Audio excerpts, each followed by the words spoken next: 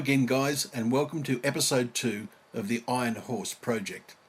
In this episode we're going to concentrate now on the locomotive, and the material that we're using, and as you can see that we're ripping up now, it's a lovely timber called Tasmanian blackwood, and it's indigenous to Australia, in particular down in Tasmania. And we are going to make the engine, as we can see here, the actual cylinder, which is the steam cylinder, and the main body of the locomotive, and it's made up of ash and Tasmanian blackwood. And what we're showing you here is that we've got this ash rod here, this dowel, large dowel, which I'm going to insert through the middle of it, and that will help us to support that either end as we turn the project. So here we're discussing the fact that this is going in between the model, straight up the middle. However, it's a little bit too big, so we need to, that's the drill size, and that's 0.4 of a millimetre too wide, so we're going to have to just bring that down a little bit in size. So we've made a template, and we're going to fit that to the machine. So bring that back, our little template guide there, we'll bring that up and we'll lock that down. So at the moment it won't go on. However,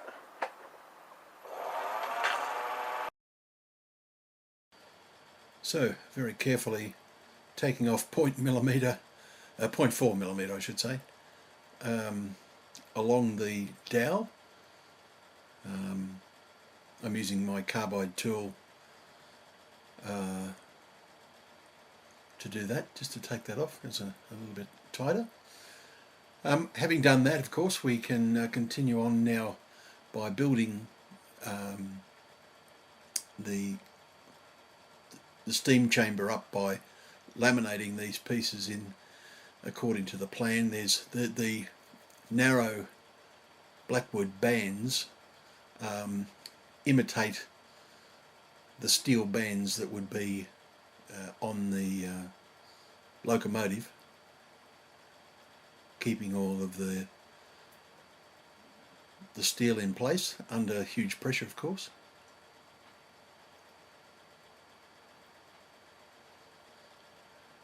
Of course, I'm naturally this fast. Yep.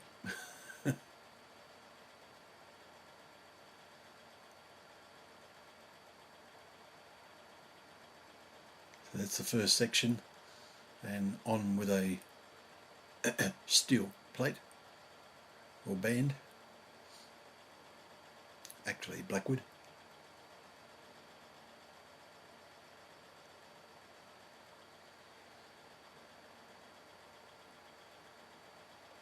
Now I've actually glued these up, and I'm about to tell you why.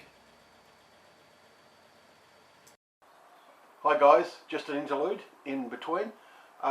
It's now 8 o'clock at night. I'm taking to the shop at nights now because the day's getting so hot. The sun's starting to go down. It's about 8 o'clock at night here now. I had to stop gluing up earlier on, and I wasn't able to complete it because the glue, it was so warm in here, the glue was going off quickly. So I've shifted to the night time. Interestingly enough, over Australia we have just recorded the greatest average temperature since records began right across the country. So the whole continent of Australia on one day had an average temperature of 40.3 degrees, and this is up around the 107 or 105, 106 degree Fahrenheit.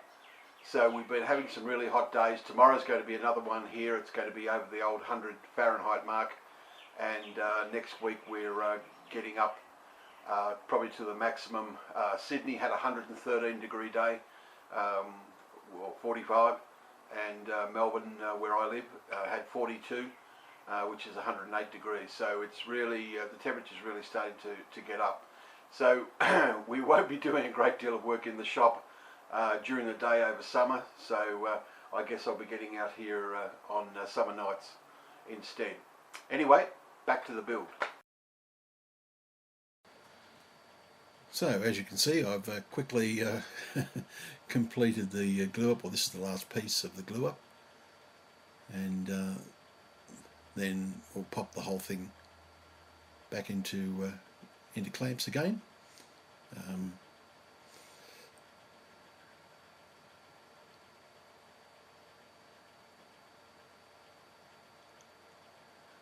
And having done that, that was all for that night, and let that glue up overnight. In fact, I probably could have come back and started working another half an hour.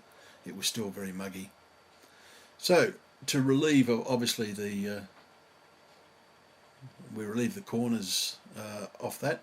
The orientation of this, of course, is as if you're turning a bowl. So the end grain is up there, and again, I'm using my carbide tool.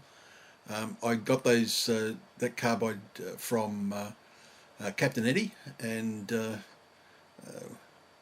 that was sent through along with the cutters, and I made a nice handle for it, and it does an excellent job. So if anybody thinking of buying some tools or tool supplies off Eddie, then certainly he has my recommendation. So the design calls for fairly accurate, an accurate turn. So into different sections, you see that from the end you've got a gradient or a graduation down to the thinner part, which is as per the plan. So with the carbide tool, it's certainly makes a good job of it, and we're just now detailing the front of the engine.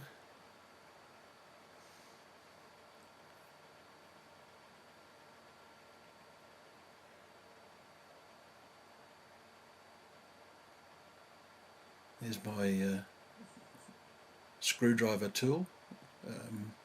I do use it quite a lot. It's a marvellous little thing, and it's worked out very successfully. If you haven't seen it, there's a video on how I made that, so have a look for that. Naturally sanding, I won't bore you with too much of that. That was sanded up to 400 grit, and now we're applying a sanding sealer. There's just a touch of tear out on the end grain, not a great deal. Certainly it's not going to bother me where it is, because the way that that is orientated, I'll have the end grains basically facing up and down, and some of the other components actually will sit across it, so it's not too much of a drama. It's lovely and polished on the sides that you'll see when it's fully set up. But all in all, I'm pretty happy with the way that's come out. We're using, as we can see, Ultra E cream, which is the Ultra E, which is mixed with Canuba and beeswax, along with a cutting compound, so that as we're applying pressure to the model, it's actually sanding it even to a finer grit.